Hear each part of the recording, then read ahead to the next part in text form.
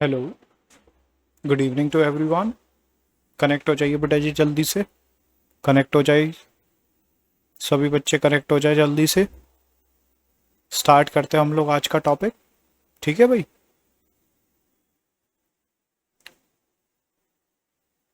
चलिए देख लेते हैं हम लोग क्या पढ़ा था हमने लेक्चर नंबर 6 में, है ना जी। उसके बाद हम लोग लेक्चर नंबर 7 स्टार्ट करते हैं। ओके। देखिए भाई, ये क्वेश्चन पे मैं छोड़ के गया था आपको। एक क्वेश्चन पे छोड़ के गया था ना भाई। वो क्वेश्चन देखते हैं। क्वेश्चन क्या है, ये है वो क्वेश्चन, है ना जी। ये वाले क्वेश्चन पे मैं आपको छोड़ कर गया था। अब आप यहाँ पे नोटिस कीजिए बेटा जी कि हमारे पास ये कंपाउंड था। इस वाले कंपाउंड का नाम क्या होता है बेटा जी? टोलुइन। क्या नाम होता है? टोलुइन। आप यहाँ पे याद रखेंगे कि जब भी Cl2H है तो यहाँ पे क्या हो रहा होगा? होमोलिसिस हो रहा होगा। और होमोलिसिस की कंडीशन में क्या होता है, ये Cl एल्काइल चेन के साथ अटैच होना चाहता है। जो Cl होगा वो किसके साथ अटैच होएगा बेटा जी? एल्काइल चेन के साथ अटैच होगा। तो यहाँ पर हमारे लिए जो भी कंपाउंड बनने वाला है वो कौन सा कंपाउंड बनने वाला है? कुछ इस तरीके से CH2Cl बन जाएगा। ठीक है जी। तो कितने बच्चों का सही आंसर आया कमेंट में बताएंगे वो मुझे, है ना जी। आप सीरीज को फॉलो करते जाइए साथ के साथ, और क्वेश्चन भी लगाते जाइए तो बहुत अच्छा रहेगा बेटा जी। ठीक है। ये वाला क्वेश्चन बन गया होगा हमारे लिए। इसका नाम क्या होगा? Benzyl chloride. Benzyl chloride. Very good. अगला वाला क्वेश्चन देखते हैं हम लोग। ये वाले हमारे लिए देखिए भाई, यहाँ पे क्या होगा? एलाइलिक सब्स्टिट्यूशन देखने को मिलेगी। क्यों? क्योंकि अगर यहाँ से हम लोग रेडिकल बनाएंगे, देखिए बेटा जी, यहाँ से अगर हम लोग रेडिकल बनाते तो वो हमारे लिए कुछ इस तरीके से रेडिकल जनरेट होता। आप यहाँ पे नोटिस कीजिए, ये वाला रेडिकल जनरेट होता। और ये वाला रेडिकल तो हमारे लिए क्या, रेजोनेंस से स्टेबलाइज कर सकते हैं हम इसे। कर सकते हैं, नहीं कर सकते? ये वाला रेडिकल रेजोनेंस से स्टेबलाइज हो सकता है। सिमिलरली यहाँ पे बेंजाइल रेडिकल बन रहा था। ये कैसा रेडिकल बन रहा था बेटा जी? बेंजाइल रेडिकल था। अब यहाँ पे आप नोटिस करेंगे तो यहाँ पे एलाइल रेडिकल बनेगा कुछ इस तरीके से। ये वाला रेडिकल का फॉर्मेशन हो रहा होगा। तो फिर यहाँ पे प्रोडक्ट हमें कैसा देखने को मिलेगा बेटा जी? आप नोटिस करेंगे कुछ इस तरीके का। ये वाला Cl लग जाएगा इस वाले कार्बन सेंटर पे। ठीक है भाई। उसके बाद अब आप यहाँ पे नोटिस करेंगे तो यहाँ पे क्या पॉसिबिलिटी है? यहाँ पे तो कोई पॉसिबिलिटी नहीं, सारे के सारे हमारे लिए हाइड्रोजन सिमेट्रिक है। तो कहीं से भी रिमूव कर सकते हैं हम लोग, है ना जी। लेकिन आप एक बात याद रखिए कि हमारे पास जो रेडिकल होते हैं भाई, उनमें स्टेबिलिटी का ऑर्डर क्या होता है हमारे लिए? 3 डिग्री होते हैं, फिर कितने होते हैं? 2 डिग्री, और फिर कितने होते हैं? 1 डिग्री। ये स्टेबिलिटी का ऑर्डर होता है। बिल्कुल सेम टू सेम किसकी तरह होता है? रेडिकल की स्टेबिलिटी का ऑर्डर कार्बोकेटाइन की तरह, क्योंकि ये भी इलेक्ट्रॉन डेफिशिएंट स्पीशीज होते हैं और कार्बोकेटाइन भी इलेक्ट्रॉन डेफिशिएंट स्पीशीज होते हैं। ये हमने डिस्कस किया था किसमें बेटा जी? जीओसी के अंदर।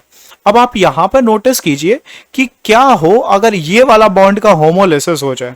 इस वाले बॉन्ड का होमोलिसिस होगा तो यहाँ पे 3 डिग्री रेडिकल जनरेट हो सकता है, नहीं हो सकता है? तो एक पॉसिबिलिटी तो वहां से भी बन सकती है कि हमारे लिए TBU रेडिकल बन जाए, टर्शरी ब्यूटाइल रेडिकल बन जाए, है ना जी। तो वो तो साइड चेन की पॉसिबिलिटी है। हम तो नॉर्मल रिएक्शन देख रहे हैं, तो हमें तो क्या करना है? बस हाइड्रोजन को रिमूव करना और किसको चिपका देना है? क्लोरीन को एल्काइल चेन के अंदर। तो यहाँ पे मिथाइल रहेगा, यहाँ कार्बन, यहां पर मिथाइल रहेगा, यहां पर मिथाइल रहेगा, और यहां पे क्या आ जाएगा बेटा जी? CH2 के साथ में Cl आ जाएगा। ये वाला आंसर आ जाएगा हमारे लिए। सिमिलरली आप यहां पे देखेंगे भाई, रेडिकल तो हमारे लिए कहीं से भी जनरेट हो सकता है। यहां पे कहीं से भी जनरेट हो सकता है भाई रेडिकल। मैं आपको जनरली बता रहा हूं। देखिए यहां पे इस वाली पोजीशन पे भी रेडिकल जनरेट हो सकता है, इस वाली पोजीशन पे भी, इस वाली पोजीशन पे भी, क्योंकि ये डबल बॉन्ड के साथ में क्या करेगा भाई? रेजोनेंस। तो यहाँ पे हमारे लिए इन तीनों पोजीशन पे तीनों प्रोडक्ट हमें पॉसिबल मिलेंगे।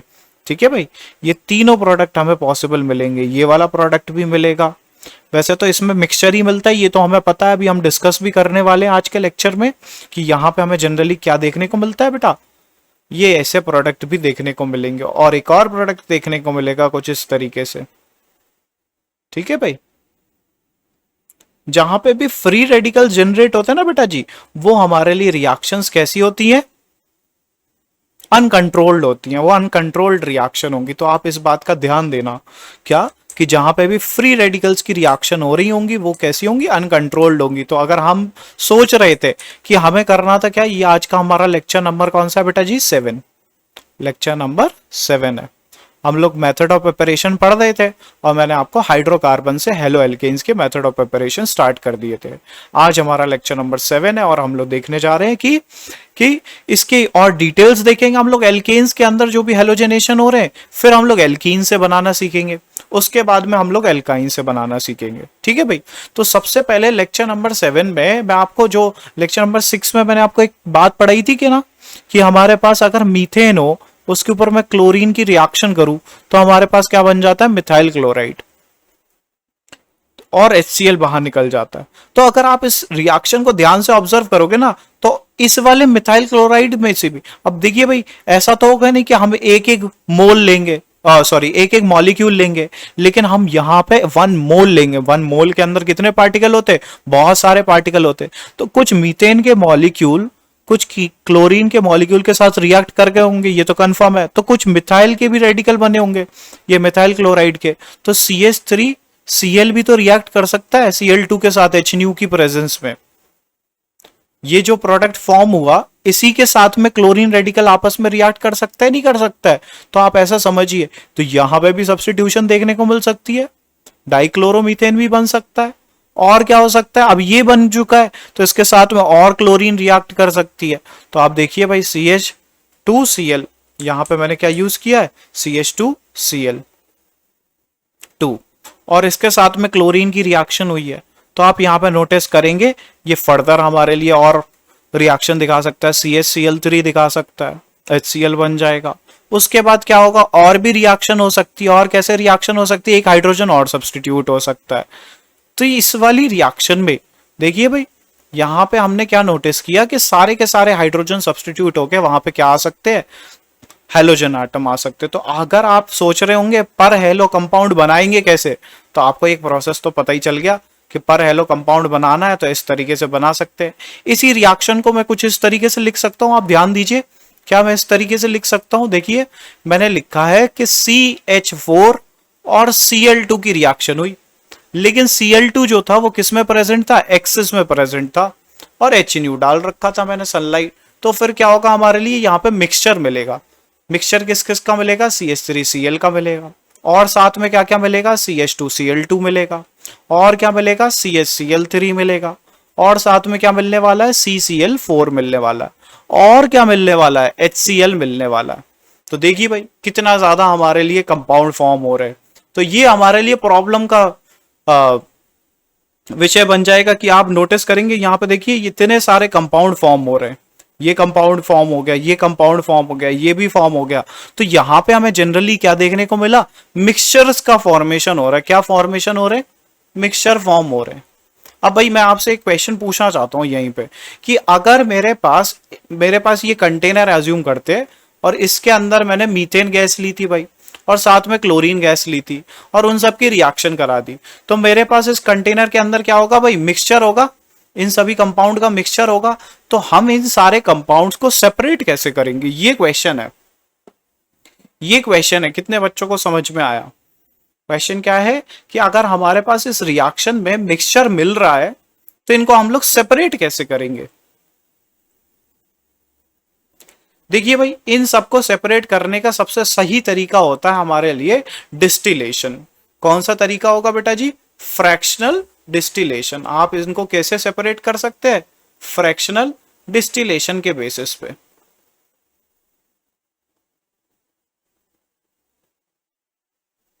फ्रैक्शनल डिस्टिलेशन, इसको इरेज कर देता हूं।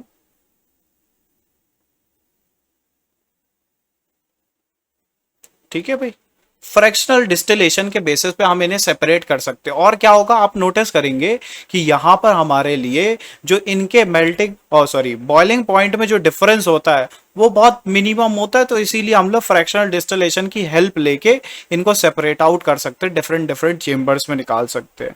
ठीक है भाई, उसके बाद ये तो हमने क्लोरीनेशन की बात कर ली कि भाई एल्केन्स के ऊपर क्लोरीनेशन कैसे करते हैं हम लोग, वो होती है हमारे लिए सब्स्टिट्यूशन रिएक्शन। ये कौन सी रिएक्शन कहलाएगी बेटा जी, सब्स्टिट्यूशन रिएक्शन। सब्स्टिट्यूशन रिएक्शन कहलाएगी। Very nice. लेकिन आप यहां पर अब क्वेश्चन तो ये पूछा जाएगा कि ये सब्स्टिट्यूशन रिएक्शन में जो हमारे पास स्पीशीज जनरेट हो रही है, इंटरमीडिएट जनरेट हो रहा है, वो कौन सा है? तो यहां पे आपको पता होना चाहिए कि जो स्पीशीज यहां पे जनरेट हो रही है वो हमारे लिए है कार्बन फ्री रेडिकल। कौन सी स्पीशीज जनरेट हो रही है? फ्री रेडिकल जनरेट हो रहा है। और क्या बात याद रखनी है बेटा जी यहाँ पे कि फ्री रेडिकल मैकेनिज्म में हमारे लिए ऑर्डर क्या होता है भाई? तो 3 डिग्री वाला हाइड्रोजन सबसे जल्दी से निकलेगा, फिर कौन सा वाला निकलता है 2 डिग्री वाला, और फिर कौन सा वाला निकलता है बेटा जी 1 डिग्री वाला। तो अगर आप सब्स्टिट्यूशन का ऑर्डर पूछे कि कौन सा हाइड्रोजन जल्दी से निकलेगा और कहां पे क्लोरीन जल्दी से सब्स्टिट्यूट होगा, तो इसका ऑर्डर आपको पता चल गया बेटा जी। ठीक है, उसके बाद हम लोग आगे बढ़ते हैं, जो कि हमारा नेक्स्ट टॉपिक है, जो कि क्या है भाई, अगर हमने क्लोरीनेशन कर लिया तो फ्लोरीनेशन की भी बात करनी पड़ेगी। और फ्लोरीनेशन कैसा होता है बेटा जी? हमारे लिए वायलेंट रिएक्शन होती है। फ्लोरीन के साथ अगर आप रिएक्शन करने जाएंगे तो वहां पे कैसी रिएक्शन देखने को मिलेंगी? वायलेंट रिएक्शन मिलेंगी। तो देखिए मैं यहां पे बताता हूं आपको, अगर हम लोग फ्लोरीनेशन करते हैं एल्केन्स के ऊपर, अगर आपने एल्केन्स लिए हैं और उसके ऊपर फ्लोरीन गैस डाल के HNU चिपकाते हैं भाई, तो यहां पर लिख लो भैया एक्सप्लोसिव। ठीक है भाई, वायलेंट रिएक्शन होगी, वायलेंट रिएक्शन होगी। ठीक है भाई, ये भी वायलेंट रिएक्शन होगी। आप याद कर रखना बेटा जी कि ये वाले जो हम लोग क्लोरीन यूज कर रहे हैं ना, HNU जरूर लिखा है, लेकिन कहीं कहीं आपको यहां पे क्या देखने को मिलेगा? Diffuse sunlight. एकदम सनलाइट में मत रख देना। मतलब क्या होगा, अगर आपने डिफ्यूज सनलाइट में रखा है तो फिर हमें ये कंपाउंड ऑब्जर्व होने के चांसेस है। अगर आपने इसको हार्श सनलाइट में रख दिया तो फिर ये मिक्सचर कंफर्म ही मिलेगा। अगर डिफ्यूज सनलाइट मिला है रखा हुआ तो फिर आप देखिए भाई उसमें क्या होगा, आपके लिए मोनो सब्सटीट्यूटेड प्रोडक्ट देखने को मिलते हैं जनरली। और अगर आपने हाई टेम्परेचर ले लिया, HNU ले लिया है, तो फिर वहां पे क्या होगा भाई, हमारे लिए भाई मल्टीपल सब्सटीट्यूशन रिएक्शन चल जाएंगी और हमारे लिए मल्टीपल सब्सटीट्यूटेड है ना भाई, पॉली सब्सटीट्यूटेड हेलो एल्केन्स का फॉर्मेशन हो जाएगा। फ्लोरीन के साथ हमें रिएक्शन देखनी नहीं है। क्यों नहीं देख रही है? उसकी रिएक्शन कैसी होगी बेटा जी? वायलेंट होगी। तो फिर आप मुझे ये बता दीजिए कि हम ब्रोमीन के साथ कर सकते हैं? बिल्कुल कर सकते हैं, ब्रोमीन के साथ हो जाएगी रिएक्शन। तो अगर आपने एल्केन्स लिए हैं और उनके साथ में क्या कंपाउंड लिया बेटा जी? Br2, तो उसके साथ में हमारे लिए रिएक्शन हो जाएगी, Br2 के साथ में रिएक्शन हो जाएगी। आप यहां पे नोटिस करेंगे ब्रोमो एल्केन्स का फॉर्मेशन हो जाएगा। किसका फॉर्मेशन हो जाएगा? ब्रोमो एल्केन्स का। ये इंपॉर्टेंट बात है। अब आप कहेंगे सर इसका एग्जाम्पल करवा दीजिए। बिल्कुल सेम टू सेम एग्जाम्पल आप अपने आप से भी कर सकते हैं। देखिए भाई मैं एक एग्जाम्पल लिखता हूं यहां पे।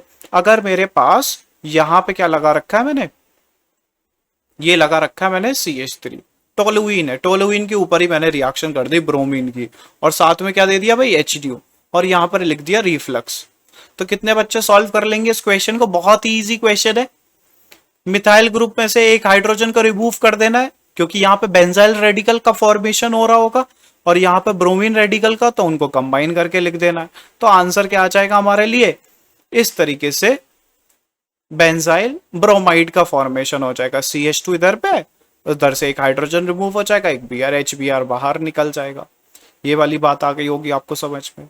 अच्छा जी, उसके बाद हम लोग बात करते हैं किसके बारे में?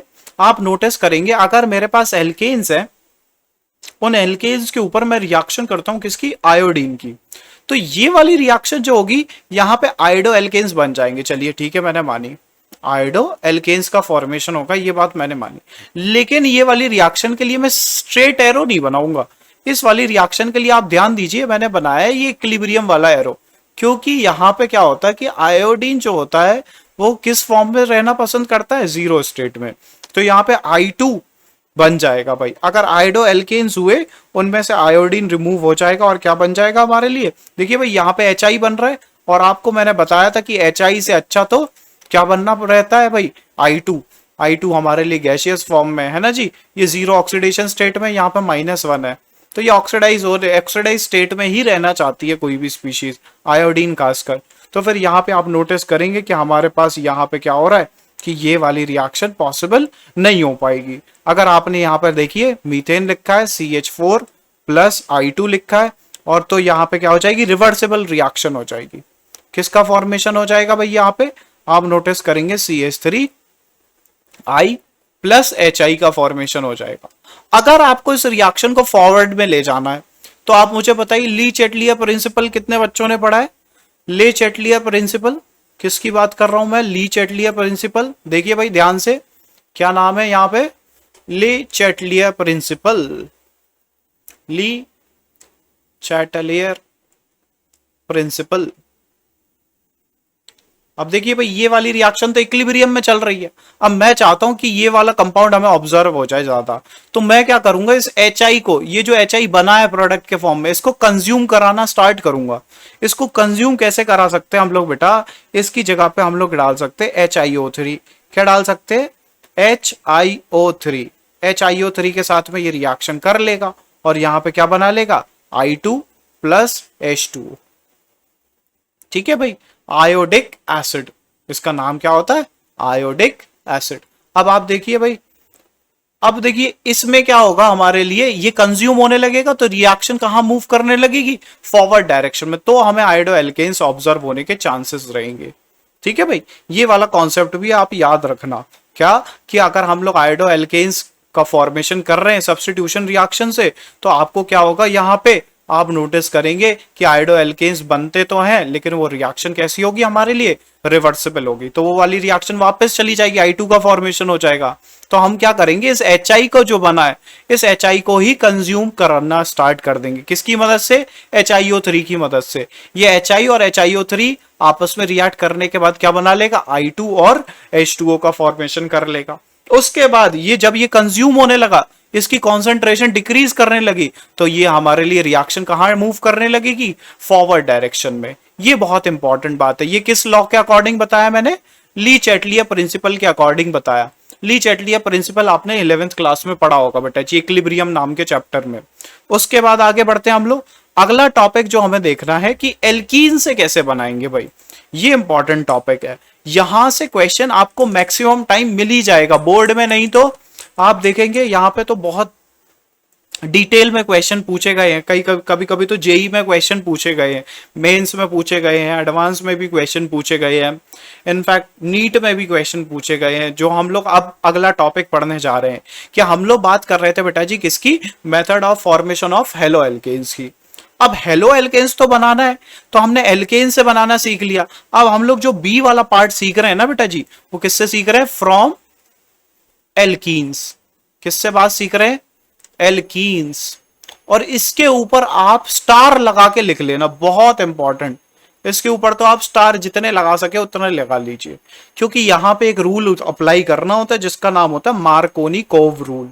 क्या होता है? Markovnikov-CoV rule. आपने बहुत पढ़ा होगा, नहीं पढ़ा है तो अभी हम पढ़ने जा रहे हैं मार्कोनी-कोव रूल के बारे में। ये 11th क्लास में भी मैंने आपको हाइड्रोकार्बन्स में रिएक्शंस पढ़ाई थी। अब जिन्हें याद नहीं है, देखिए भाई हम लोग स्टार्ट करते हैं। तो यहाँ पे बहुत ही सिंपल सी काम करनी है। हमारे पास एल्कीन्स कैसे होते हैं, ये नोटिस कीजिए। एल्कीन्स मतलब डबल बॉन्डेड हाइड्रोकार्बन, मतलब कि यहाँ पे क्या होगा? डबल बॉन्डेड हाइड्रोकार्बन होंगे कुछ इस तरीके से। अब हमें क्या करना है, इसके ऊपर एक हैलोजन लगाना है। अच्छा भाई, तो मान लो हम यहाँ पे हैलोजन लगा देते हैं। हमने क्या किया, यहाँ पे इस डबल बॉन्ड को तोड़ दिया, और यहाँ पे देखिए भाई ये दो बॉन्ड तो एज इट इज थे, इनको तो एज इट इज लगा दिया। इस डबल बॉन्ड को ब्रेक किया, तो एक वैलेंसी फ्री यहां हो गई और एक वैलेंसी फ्री यहां हो गई। एक जगह तो मैंने हेलोजन लगा दिए, ये देखिए एक्स लगा दिया मैंने, तो दूसरी जगह पे हाइड्रोजन भी तो लगा सकता हूं, तो ये मैंने हाइड्रोजन लगा दिया। इसका मतलब अगर आप किसी एल्कीन के ऊपर किसकी रिएक्शन करा दें, HX की रिएक्शन करा दें, तो यहां पे आपको कैसी रिएक्शन देखने को मिलेगी? एडिशन रिएक्शन देखने को मिलेगी बेटा जी। कैसी रिएक्शन देखने को मिलने वाली है? Addition reaction.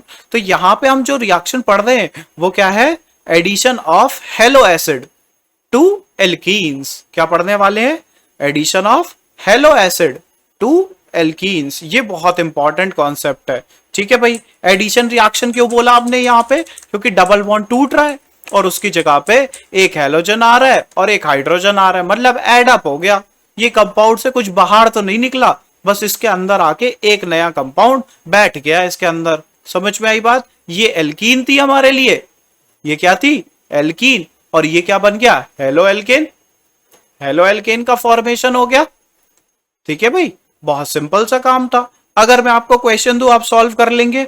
देखिए भाई एग्जाम्पल के तौर पे मैं बहुत इजी क्वेश्चन दे रहा हूं, इजी क्वेश्चन कि CH2 डबल बॉन्ड CH2 इसके ऊपर मैंने HX की रिएक्शन कर दी, तो बताइए क्या बनेगा। अब यहाँ पे आप ये क्वेश्चन मत पूछना एक्स क्या है, एक्स यहाँ पे कुछ भी हो सकता है, क्लोरीन, ब्रोमीन, आयोडीन, ठीक है भाई, कुछ भी हो सकता है, हमें नहीं लेना देना। तो आप बताइए क्या बनेगा यहाँ पे कंपाउंड, बताइए क्या बनने वाला है। डबल बॉन्ड तोड़ दो, बहुत बढ़िया, CH2 सिंगल बॉन्ड CH2 कर दो, एक वैलेंसी फ्री यहां से हो गई, एक वैलेंसी फ्री यहां से हो गई, एक जगह पे हाइड्रोजन जोड़ दो और एक जगह पे क्या जोड़ दो, हेलोजन जोड़ दो। बहुत सिंपल सा काम था, बहुत सिंपल सा काम था। अच्छा भाई, इसके बाद एक और क्वेश्चन देता हूं मैं, वो भी बताना आप लोग। चलिए भाई, देखिए भाई, ये क्वेश्चन देखिए। क्वेश्चन क्या है, क्वेश्चन में मैंने दिया इस तरीके से कंपाउंड दे दिया भाई, ये कंपाउंड है और इसके ऊपर मैंने डाल दिया HX, तो बताइए क्या बनेगा, क्या बनेगा। जिन बच्चों को नहीं आ रहा है समझ में, ये बॉन्ड लाइन फॉर्मूला है बेटा जी। यहाँ पे हर एक कोना हमारे लिए क्या रिप्रेजेंट करता है, कार्बन एटम को रिप्रेजेंट करता है। तो आप उस कार्बन एटम को, तो इधर पे 4 कार्बन एटम की चेन है और ये दूसरे और तीसरे के बीच में क्या प्रेजेंट है, डबल बॉन्ड प्रेजेंट है। तो आप देखिए ऐसी तरीके से बना लीजिए, ये मैं 1 बोल देता हूं, इसे 2 बोल देता हूं, इसे 3 और इसको 4। तो आप देखिए सी सी सी और सी, इसको 1 बोल दो, इसको 2 बोल दो, इसको 3 बोल दो, इसको 4 बोल दो। 2 और 3 के बीच में डबल बॉन्ड है, ये बना दो, डबल बॉन्ड बन गया। बाकी सारी वैलेंसी हाइड्रोजन से फुलफिल कर दो, तो फिर हाइड्रोजन यहाँ पे 3 आ जाएंगे, यहाँ पे 1 हाइड्रोजन आ जाएगा, यहाँ पे 1 हाइड्रोजन आ जाएगा और यहाँ पे 3 हाइड्रोजन आ जाएंगे। अब यहाँ पे HX की रिएक्शन हो रही है, तो HX की रिएक्शन होगी तो क्या होगा, ये डबल बॉन्ड जो दिख रहा है ना आपको, ये वाला बॉन्ड, ये वाला बॉन्ड, ये वाला बॉन्ड टूट जाएगा। तो टूटेगा तो क्या होगा, वैलेंसी खाली हो जाएगी, और वैलेंसी खाली हो जाएगी तो क्या बनेगा, CH3CH, यहां पे एक वैलेंसी खाली हो गई भाई, और ये CH, और यहां पे एक वैलेंसी खाली हो गई, और यहां पे CH3। अब आप नोटिस करेंगे बेटा जी, यहां पे हमारे लिए क्या पॉसिबिलिटी है, यहां पे तो कोई पॉसिबिलिटी नहीं है। क्यों, क्योंकि ये वाली पोजीशन भी सेम है, ये वाली पोजीशन, तो कहीं पे भी हेलोजन जोड़ लो, कहीं पे भी हाइड्रोजन जोड़ लो, कोई प्रॉब्लम नहीं है। सिमेट्रिक मॉलिक्यूल था। कैसी बात चल रही थी बेटा जी अभी तक, सिमेट्रिक एल्कीन्स की बात चल रही थी। इनको क्या बोलते हैं, सिमेट्रिक एल्कीन्स बोलते हैं। अब देखना भाई, थोड़ा सा ट्रिकी होने वाला है मामला। क्यों होने वाला है, क्योंकि यहां पे मैं आपको कुछ सिखाना चाहता हूं। वो क्या कॉन्सेप्ट है, देखिए भाई, देखिए भाई, बहुत इंपॉर्टेंट कॉन्सेप्ट है। यहां पे देखिए, अब मैं ले रहा हूं अनसिमेट्रिक एल्कीन। कैसी एल्कीन ले रहा हूं, अनसिमेट्रिक एल्कीन्स की बात करेंगे हम लोग। अनसिमेट्रिक एल्कीन्स की बात करें भाई, तो देखो आप नोटिस करोगे यहां पे हमारे लिए इस तरीके से कंपाउंड ले लिया मैंने, CH3 CH double bond CH2, और यहां पे क्या ले लिया है भाई, HCl। अब बताइए क्या बनेगा भाई, अब बताइए। तो भाई मेरे पास तो 2 ऑप्शन हो गए भाई यहां पे, अब 2 ऑप्शन हो जाएंगे। तो देखिए भाई कौन कौन से। अब एक बच्चे ने तो ये वाला प्रोडक्ट बनाया होगा, CH3 CH CH2, यहां पे बॉन्ड खाली, यहां पे बॉन्ड खाली, यहां पे CH3 CH CH2, यहां पे बॉन्ड खाली और यहां पे बॉन्ड खाली। तो एक बच्चे ने तो यहां पे हेलोजन लगाया होगा, यहां पे हाइड्रोजन, एक बच्चे ने यहां पे हेलोजन लगाया होगा और यहां पे हाइड्रोजन। फिर कौन सा सही है, इन दोनों में से A और B में से कौन सा सही है। तो देखिए बेटा जी, यहां पे मैं आपको बताता हूं कि हमारे पास बनेंगे तो दोनों ही, ए भी बनने वाला है और बी भी बनने वाला है, लेकिन इनमें से एक कंपाउंड क्या होता है, मेजर होता है, और दूसरा कंपाउंड क्या होता है, माइनर होता है। ये बात बहुत इंपॉर्टेंट है। इनमें से जिन बच्चों ने बी बनाया है ना, वो वाला कंपाउंड कैसा होता है, मेजर होता है, और ये जो ए बनाया ना, वो कैसा होता है, माइनर होता है। सर ये कैसे बता दिया आपने, ये बताने का बहुत ही सिंपल तरीका है। आपको यहां पे हेडिंग लिखनी है, मार्कोनी कोव रूल। क्या लिखना है बेटा जी, मार्कोनी कोव रूल। मैं इसकी स्पेलिंग देखूंगा, उसके बाद हम लोग कंटिन्यू करेंगे, ठीक है भाई। 1 मिनट वेट कीजिए, मैं मार्कोनी कोव की स्पेलिंग देख लेता हूं, ठीक है भाई। वैसे तो लिख सकते हैं हम लोग, उससे कुछ लेना देना नहीं है, लेकिन हम लोग स्पेलिंग पे भी ध्यान दे देते हैं। क्या है भाई, मार्कोनी कोव की स्पेलिंग MARK मार्कोनी KOVNI कोव, मार्कोनी कोव रूल। ये रूल है हमारे लिए। क्या रूल है भाई, मार्कोनी कोव रूल।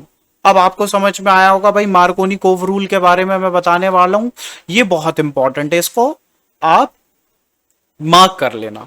इसके बारे में मैं लिख भी देता हूं, क्या है, इसको देखो भाई, ये है हमारे लिए the negative part,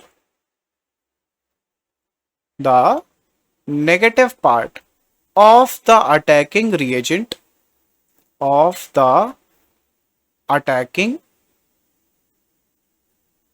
reagent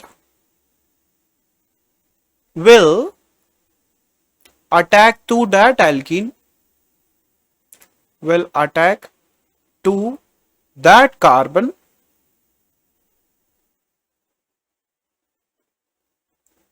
in the alkene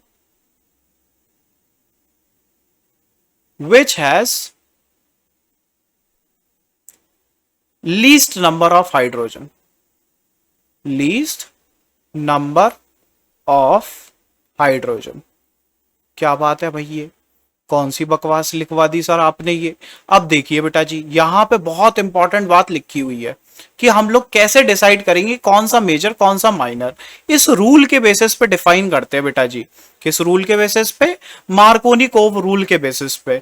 देखिए भाई, कुछ क्वेश्चन करवाता हूं मैं आपको।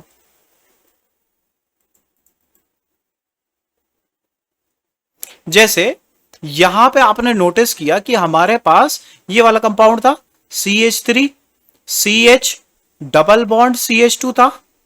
अब यहां पे मैंने डाला है HCl। अब आप यहां पे नोटिस कीजिए कि ये तो हमारे लिए सबस्ट्रेट है, ये क्या है, सबस्ट्रेट है। इसके ऊपर अटैक करने कौन आ रहा है, HCl। HCl क्या है हमारे लिए, अटैकिंग रिएजेंट। अब इस HCl में नेगेटिव पार्ट कौन सा है, तो आपको बहुत सारे बच्चे बता देंगे सर ये तो डेल्टा पॉजिटिव होता है H पॉजिटिव, और Cl कैसा होता है, डेल्टा नेगेटिव। तो इसमें नेगेटिव पार्ट तो पक्के में Cl नेगेटिव है। तो आपको कुछ दिमाग नहीं लगाना, बस ये जो Cl है ना, इसको उठा के कहां पे लगा देना है, जहां पे इन दोनों कार्बन में से जहां पे हाइड्रोजन कम हो, एल्कीन के उस कार्बन पे लगा देना जहां पे हाइड्रोजन क्या हो, कम हो। तो आप मुझे बताइए, A सेंटर पे हाइड्रोजन कम है या B सेंटर पे? इस वाले कार्बन पे हाइड्रोजन कम है या इस वाले कार्बन पे? तो बताइए कितने हाइड्रोजन है इस पे, एक हाइड्रोजन, और इस पे कितने हैं, दो हाइड्रोजन। तो आप मुझे बता दीजिए Cl कहां जाएगा, इस वाले सेंटर पे जाएगा, A वाले सेंटर पे जाएगा सर, ये तो कंफर्म है। तो CH3 CH और यहां पे Cl आएगा, ये तो कंफर्म हो गया। अच्छा भाई, तो बचा हुआ हाइड्रोजन कहां जोड़ोगे, बी पे ही जोड़ना पड़ेगा भाई, एडिशन रिएक्शन है। तो यहां पे हमारे पास CH2 और H ये बन जाएगा। तो आपने देखा था भाई, वो हमारे लिए मेजर कंपाउंड बन रहा था। देखा भाई, ये वाला क्या कंपाउंड बनने लगा, मेजर कंपाउंड बन रहा था। तो 2 डिग्री हेलो एल्केन हमारे लिए क्या बन रहा था, मेजर कंपाउंड बन रहा था। कौन सा वाला बेटा, 2 डिग्री वाला मेजर कंपाउंड बन रहा था। 2 डिग्री हेलो एल्केन बन रहा है मेजर। देखिए भाई, 2 डिग्री हेलो एल्केन मेजर बन गया। तो माइनर कौन सा बना होगा भाई, एक बार तो वहां पे भी अटैक हो सकता है, तो वहां पे क्या होगा, CH2 CH2Cl, ये हमारे लिए माइनर बना होगा। कौन सा वाला माइनर बना होगा बेटा जी, 1 degree halo alkane, 1 degree halo alkane. अब देखिए भाई, जो बच्चे GOC पढ़ चुके हैं, GOC मतलब जनरल ऑर्गेनिक केमिस्ट्री, उन्हें तो इसमें बिल्कुल भी प्रॉब्लम नहीं होने वाली। क्यों नहीं होने वाली, क्योंकि मैं इस वाली रिएक्शन की आपको मैकेनिज्म समझाने वाला हूं, बहुत बेसिक सी, बहुत बेसिक आइडिया दूंगा मैं आपको मैकेनिज्म का। क्यों, क्योंकि इसकी मैकेनिज्म से कभी कभी आपको क्वेश्चन देखने को मिल सकता है मार्कोनिकोव रूल की। ठीक है भाई, वो मैकेनिज्म आप बहुत ध्यान से सीखना। ठीक है भाई, देखिए जी क्या होगा हमारे लिए, मैं थोड़ा सा GOC का भी रिवीजन ही यहीं पे हो जाएगा आपका, वो भी देखिए। जैसे हमारे पास कोई एल्कीन थी, मान लेते ये एल्कीन थी हमारे लिए, ये एल्कीन थी, अनसिमेट्रिक है, ये तो कंफर्म है, वेरी नाइस। अब आप देखिए, इस वाली एल्कीन में मैं बना भी देता हूं, इसको बनाने का देखिए भाई, मैं बना भी देता हूं इसके कार्बन। आप देखिए CH3, यहां पे CH, और यहां पे क्या है बेटा जी, CH2, ये है हमारे लिए। और यहां पे अटैकिंग रिएजेंट कौन सा लिया हमने, HCl लिया है। ठीक है भाई, आप HBr भी यूज कर सकते हो, कोई प्रॉब्लम नहीं है। ठीक है भाई, बस उसके अलावा और कोई रिएजेंट नहीं होना चाहिए, क्योंकि अभी मैं आपको इसी का जस्ट अपोजिट वाला रूल भी सिखाऊंगा। उसमें क्या होता है, ये HBr तो प्रेजेंट होगा ही होगा, साथ में एक और एक्स्ट्रा चीज मिलती है, वो बहुत खराब कर देती रिएक्शन को, है ना जी। तो उसके बारे में आपको बताने वाला हूं, ध्यान से देखना बेटा जी क्या होने वाला है। आप नोटिस कीजिए कि यहां पे क्या है भाई, ये वाले पाई बॉन्ड प्रेजेंट है। क्या प्रेजेंट है? Pi bond. और आपको पता है पाई बॉन्ड कैसे बनते हैं? साइडवेज ओवरलैपिंग से बनते हैं। तो अगर मैं एक बार को इस वाले कंपाउंड को कुछ इस तरीके से दिखाऊं तो आपको कोई तकलीफ तो नहीं होगी। ये हमारे लिए पी ऑर्बिटल है और इनके बीच में क्या हो रही है भाई? ओवरलैपिंग हो रही है। ये ओवरलैपिंग हो रही है, ये दिख रही है आपको ओवरलैपिंग। Very nice. अच्छा जी, उसके बाद क्या होगा हमारे लिए? आप नोटिस करेंगे यहां पे ये H है और ये Cl है। अच्छा, तो यहां पे इस वाले H पे हमारे लिए कौन सा चार्ज होगा? पार्शियल पॉजिटिव चार्ज होगा, इसके ऊपर पार्शियल नेगेटिव चार्ज होगा, ये तो फिक्स है। आप मुझे बताइए इसमें इलेक्ट्रॉन डेंसिटी फील्ड है? पाई बॉन्ड में इलेक्ट्रॉन डेंसिटी फील्ड है। Very nice. यहां पे सिग्मा बॉन्ड भी बना हुआ है। तो देखो भाई इस वाले कार्बन पे इस वाले कार्बन पे सिग्मा बॉन्ड बना है, वो तो ठीक है। ये पाई वाली इलेक्ट्रॉन डेंसिटी एक्स्ट्रा भरी पड़ी है। और आपको पता है कि हमारे लिए जब भी पाई बॉन्ड का फॉर्मेशन होता है तो वहां पे इलेक्ट्रॉन डेंसिटी, ये देखिए भाई ओवरलैपिंग होने के बाद हमारे लिए इलेक्ट्रॉन क्लाउड बन गया होगा, नहीं बन गया होगा? इधर पे एक बादल सा बना होगा, नहीं बना होगा? इलेक्ट्रॉन की डेंसिटी बनी होगी। ये पाई इलेक्ट्रॉन डेंसिटी ही तो है ये। तो देखिए आपको ये पता चल रहा है कि जो एल्कीन है वो कैसी है? इलेक्ट्रॉन रिच सिस्टम है। कैसा सिस्टम है? इलेक्ट्रॉन रिच सिस्टम है। तो इलेक्ट्रॉन रिच सिस्टम है, तो यहां पे इलेक्ट्रॉन डेफिशिएंट सिस्टम कौन सा है बेटा जी? ये H है। तो ये एल्कीन जाके किसके ऊपर अटैक करती है? इस H के ऊपर अटैक करती है और ये Cl क्या हो जाता है? बाहर हो जाता है अपने इलेक्ट्रॉन लेके। ये अपना तो लेता ही है, साथ में हाइड्रोजन का भी लेके चला जाता है। तो यहां पे क्या पॉसिबिलिटी रही होगी? इस एल्कीन ने अटैक किया तो सर हम हाइड्रोजन कहां पे जोड़े? ये हमारे लिए बहुत इंपॉर्टेंट क्वेश्चन है। चलिए मैं दोनों पॉसिबिलिटी बताता हूं। ये वाली पॉसिबिलिटी भी देखते हैं हम लोग। ये ए है और ये बी है। अब दोनों पॉसिबिलिटी के बारे में बात करेंगे हम लोग। ए वाले पे भी हाइड्रोजन जोड़ के देखते हैं और बी वाले पे भी। तो देखिए भाई मैंने CH3, ये CH2 बना दिया और ये CH2 बना दिया और इसके ऊपर कौन सा चार्ज आ गया होगा बेटा जी? पॉजिटिव चार्ज आ गया होगा, है ना। ये बात तो आपको समझ में आई होगी। क्यों? क्योंकि इस इलेक्ट्रॉन डेंसिटी ने इसके ऊपर अटैक किया है। तो ए से तो हाइड्रोजन अटैच हो गया भाई, ये समझ में आ गई बात। अब देखिए बी वाली पॉसिबिलिटी बनाता हूं। ये तो ए पे अटैक हुआ था तब, है ना भाई, ए पे अटैच हुआ था तब हाइड्रोजन। अब अगली पॉसिबिलिटी क्या होगी कि CH3 एज इट इज रह गया हो और यहां पे CH एज इट इज रह गया हो और यहां पे CH2 के साथ में एक हाइड्रोजन जुड़ गया हो और इस वाले कार्बन के ऊपर क्या हो गया हो? पॉजिटिव चार्ज आ गया हो। तो ये दोनों पॉसिबिलिटी है हमारे लिए। ये पॉसिबिलिटी नंबर 1 है, ये पॉसिबिलिटी नंबर 1 है और ये पॉसिबिलिटी नंबर 2 है। तो कितने बच्चों को समझ में आ गया कि इन दोनों में से कौन सा बनने वाला है? कौन सा बनने वाला है? क्यों पूछ रहा हूं मैं? क्योंकि यहां तो GOC आ गई। क्या फॉर्म हो गया यहां पे बेटा जी? कार्बोकैटायन। यहां क्या फॉर्म हो रहा है? कार्बोकैटायन। और आपको पता है कि कार्बोकैटायन में स्टेबिलिटी का ऑर्डर तो हमें पता है कि सर जब भी कार्बोकैटायन बनेगा तो हम क्या करेंगे? 3 डिग्री पहले, फिर 2 डिग्री और फिर 1 डिग्री। तो भैया यहां तो 2 डिग्री वाला बन रहा है और यहां कौन सा कार्बोकैटायन वाला बन रहा है? 1 डिग्री वाला। तो ये तो बनना ही नहीं है, कतई नहीं बनेगा ये वाला। तो कौन सा कार्बोकैटायन बनेगा बेटा जी? ये 2 डिग्री वाला कार्बोकैटायन बनेगा। अब देखिए इस वाली रिएक्शन से क्या बाहर निकला था? Cl negative. तो वो Cl नेगेटिव आके किसके ऊपर अटैक करेगा? इस कार्बोकैटायन के ऊपर अटैक करेगा। तो हमारे लिए जो बनने वाला रिजल्टेंट प्रोडक्ट होगा ना, वो कुछ इस तरीके से बन जाएगा। 2 डिग्री वाला हमारे लिए क्या बन जाएगा? मेजर बन जाएगा। कितने बच्चों को आ गई ये बात समझ में?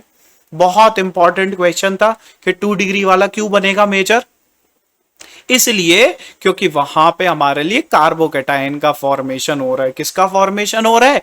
कार्बोकैटायन का फॉर्मेशन हो रहा है। अब मैं आपको एक क्वेश्चन देता हूं, उसके थ्रू आप थोड़ी सी कोशिश करना, ठीक है। देखिए 2 क्वेश्चन देता हूं मैं आपको।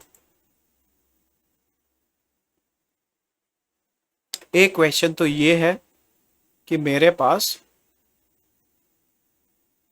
इसके ऊपर मैंने डाल दिया HCl, ठीक है भाई। दूसरा क्वेश्चन देखते हैं।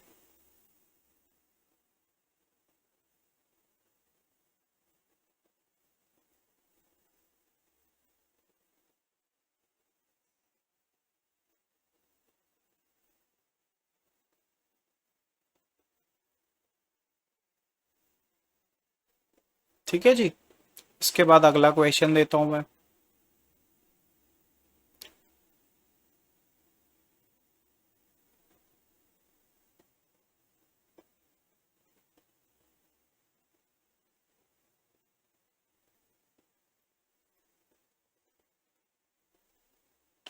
ठीक है जी, ये 3 क्वेश्चन दिए मैंने। ठीक है भाई, इन तीनों क्वेश्चन को आपको सॉल्व करना है, उसके बाद आप मुझे इनके आंसर बताएंगे। ठीक है भाई, और थर्ड वाले क्वेश्चन को वेरी वेरी इंपॉर्टेंट मार्क भी कर लेंगे, क्योंकि इसमें मोस्टली बच्चे आंसर गलत निकाल के आएंगे। ठीक है भाई, तो ये वाला क्वेश्चन आप इंपॉर्टेंट बना के मार्क कर लीजिए। एक बार तो पूछा भी हुआ है, 2 बार पूछा हुआ है, सॉरी। ठीक है भाई, 2 बार एज इट इज क्वेश्चन पूछा हुआ है, इसका मेजर प्रोडक्ट पूछा हुआ है। ठीक है भाई, ये वाले क्वेश्चन हम लोग नेक्स्ट क्लास में डिस्कस करेंगे। मार्कोनिकोव रूल आप लोग रिवाइज कर लीजिएगा, उसके बाद हम लोग नेक्स्ट क्लास में डिस्कस करेंगे फ्रॉम एल्कीन से। ठीक है भाई, आज के लिए इतना ही करते हैं। थैंक यू बेटा जी, thank you everyone, happy learning and like share subscribe the channel. बेटा जी लाइक कर दीजिए, शेयर कर दीजिए, और क्या कीजिए भाई, सब्सक्राइब कीजिए। ठीक है भाई, अपने दोस्तों को शेयर जरूर कीजिए बेटा जी। जो बच्चे 12th की प्रिपरेशन कर रहे हैं या ड्रॉप आउट्स हैं, उनको भेज दीजिए। ठीक है भाई, ये वीडियोस बहुत हेल्पफुल रहेंगे आपके लिए, क्योंकि इसके बाद जैसे हमारा बेसिक कंप्लीट हो जाएगा, उसके बाद हम लोग क्या करेंगे, MS चौहान भी सॉल्व करेंगे, नरेंद्र अवस्थी भी सॉल्व करेंगे। मैं सारे के सारे क्वेश्चन आपको सॉल्व करा दूंगा।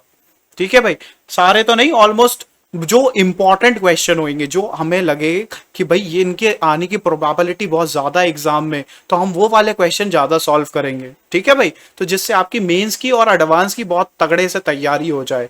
वो नीट वाले बच्चे तो कर ही रहे हैं साथ के साथ ही, तो पहले हमारा थ्योरेटिकल एस्पेक्ट तो क्लियर हो जाए, है ना जी। तो थ्योरेटिकल एस्पेक्ट पे हम अभी ज्यादा फोकस कर रहे हैं। उसके बाद जैसे ही हमारा ये कंप्लीट हो जाएगा, फिर हम लोग क्या करने वाले हैं भाई, वो क्वेश्चंस की प्रैक्टिस करने वाले हैं। बोर्ड की बेटा जी, ये जो थर्ड क्वेश्चन लिखा है मैंने, ये आप सॉल्व कीजिए बोर्ड वाले बच्चे। ओके, और आप एनसीईआरटी भी सॉल्व करते रहिए साथ के साथ ही। ये बहुत इजी इजी क्वेश्चन मैं आपको दे रहा हूं अभी तो। फिर उसके बाद हम देखना, आप देखना इसके अंदर मैं स्टीरियो को भी इन्वॉल्व करूंगा धीरे धीरे। स्टीरियो को इन्वॉल्व करने से कैसे चेंजेस आएंगे, तो वो भी हम लोग डिस्कस करेंगे। कुछ खास टॉपिक्स होते हैं हमारे लिए, ग्रिग्नार्ड होता है ना जी, एल्डिहाइड कीटोन में एल्डोल रिएक्शन होती है, तो उसके बारे में भी हम लोग डिस्कस करेंगे। एल्डोल के लिए तो मैं पूरी सीरीज बनाऊंगा। एल्डिहाइड कीटोन में तो पढ़ाऊंगा ही एल्डोल, लेकिन उसके अलावा आपको अगर एल्डोल बहुत डिटेल में पढ़ना है, तो उसके लिए तो मैं पूरी सीरीज बनाऊंगा। ठीक है भाई, उसमें एल्डोल नहीं, उसमें क्या होगा एक्चुअली में, हम लोग इनोलेट केमिस्ट्री के बारे में पढ़ेंगे, कि जहां पे इनोलेट्स जनरेट होते हैं, वहां वो उनसे हम कौन कौन सी रिएक्शन कर सकते हैं। मैनेज रिएक्शन देखेंगे, रिफॉर्मेट्स की देखेंगे, है ना जी। एल्डोल तो देखेंगे, कैनिजारो भी देखेंगे, बहुत सारी रिएक्शंस देखेंगे। ठीक है जी, उसके बाद हम लोग ये सारे क्वेश्चन कवर करने के बाद आपको एक बहुत अच्छा बेस मिल जाएगा, और फिर आप कहीं पे भी कोई भी एग्जाम या टेस्ट सीरीज देंगे तो आपका कॉन्फिडेंस बिल्ड होगा। ठीक है बेटा जी, okay, thank you everyone, good evening.